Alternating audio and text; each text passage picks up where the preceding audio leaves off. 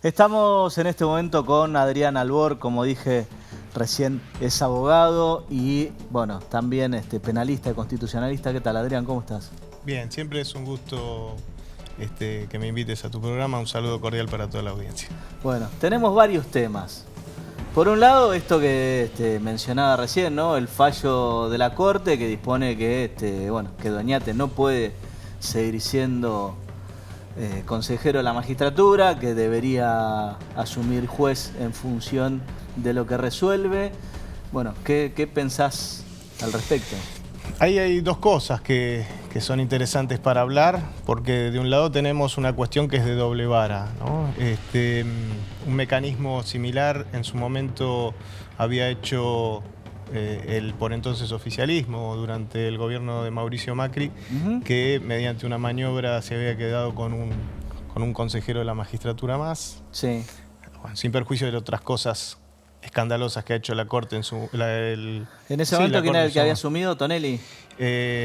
Tonelli es el que asumió, pero además tenemos, bueno, otras maniobras que ha hecho la Corte en su momento, como no tomarle un juramento a uno de los consejeros para que no se dieran las mayorías y poder desplazar a Freiler, que era uno de los jueces que confirmó el procesamiento de Macri por espionaje ilegal. Sí. La Corte viene haciendo estas jugadas políticas. El que piensa que la Corte es un organismo de justicia que se somete a la ley está totalmente equivocado. Bueno, esa es una de las cosas que bueno, hace unos días yo hablaba y justamente uno desde la argumentación del fallo en principio no podés sino estar de acuerdo. Está claro que cuando se crean el Consejo de la Magistratura de la Nación, digo, los demás se crearon a posteriori, fue un poco para impedir la injerencia o limitar la injerencia del Ejecutivo, del poder de turno, como le quiera llamar, en el Poder Judicial. Tal vez la composición originaria de 20 con el presidente de la Corte, siendo a su vez el presidente del Consejo de la Magistratura, que eso era una de las cosas más cuestionadas, no era, por lo menos, la más feliz de las composiciones, pero visto desde afuera uno tiene que decir, bueno, si las reducciones al final afectaron mucho más los demás integrantes que los que venían de la política, bueno, está claro que se desvirtuó la composición. Ahora, el cuándo y el cómo hace que al final siempre tenga más un contenido político que jurídico, porque el planteo de inconstitucionalidad del fallo, perdón, de la ley que se derogó mediante este fallo en diciembre del año pasado, data del año 2006 o 2007. Efectivamente, esa ley que la Corte declaró inconstitucional durante el gobierno de Alberto es la misma que se aplicó durante todos los años que Macri fue presidente. Es decir, por esa ley inconstitucional se nombraron centenares de jueces, etcétera, etcétera. Lo segundo que a mí me llama profundamente la atención es que cuando uno va haciendo un seguimiento de lo que es la actividad del Consejo de la Magistratura, lo que es la Comisión de Acuerdos del Senado, lo que ve también es que fueron dos fallos. Uno, el reciente, sí, el que ordena consagrar como miembro del Consejo de la Magistratura a juez, y el otro, el que mencionás vos, el que...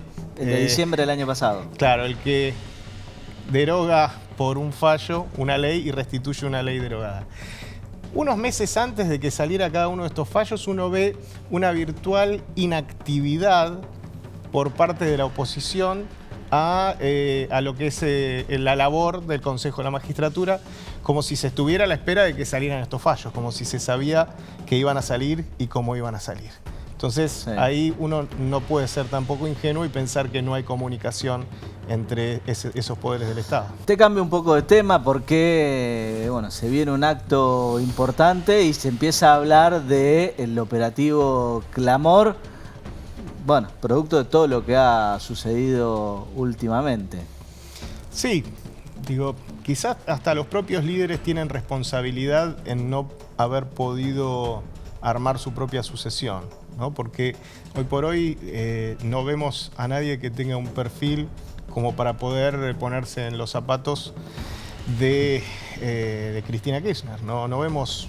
Uno puede tener algunas simpatías, me puede gustar este, me puede gustar aquel, pero los líderes deberían desde el día 1 de sus mandatos, empezar a trabajar en cómo debe seguir su sucesión, no cometer los errores, por ejemplo, lo que pasó en Ecuador con Correa, que digamos, se infiltró alguien ideológicamente totalmente contrario, y el caso de Lenín Moreno, ¿no?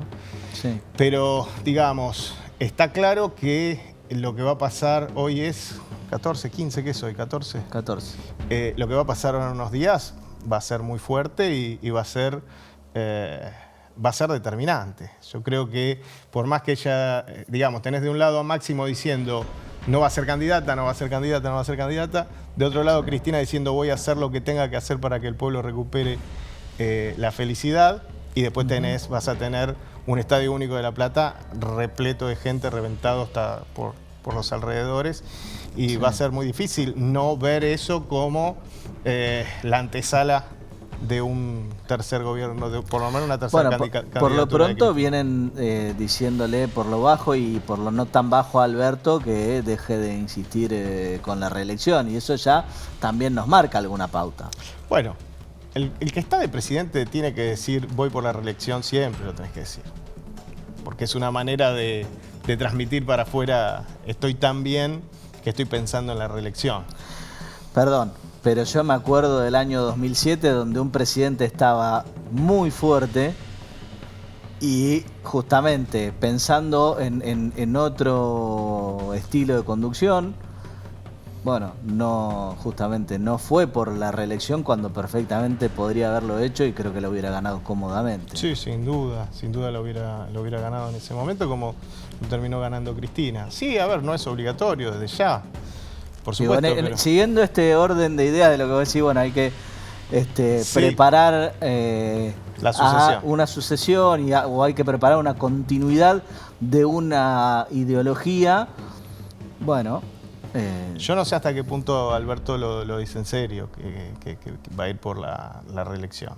Pero el solo hecho que lo esté diciendo... Bueno, mediáticamente plantean la discusión. Está bien, hacen bien, qué sé yo. Está muy bien. ¿Y vos creés que sería capaz de ganar en caso de postularse, Alberto? Mirá, yo creo que... ¿O pensás que es, como dicen muchos, la mejor oportunidad del macrismo de volver si se presenta? Yo le tengo un profundo respeto al presidente de la Nación desde muchos aspectos. Y uno de esos es incluso mi adhesión a Cristina Kirchner, porque es la que nos eligió a Alberto.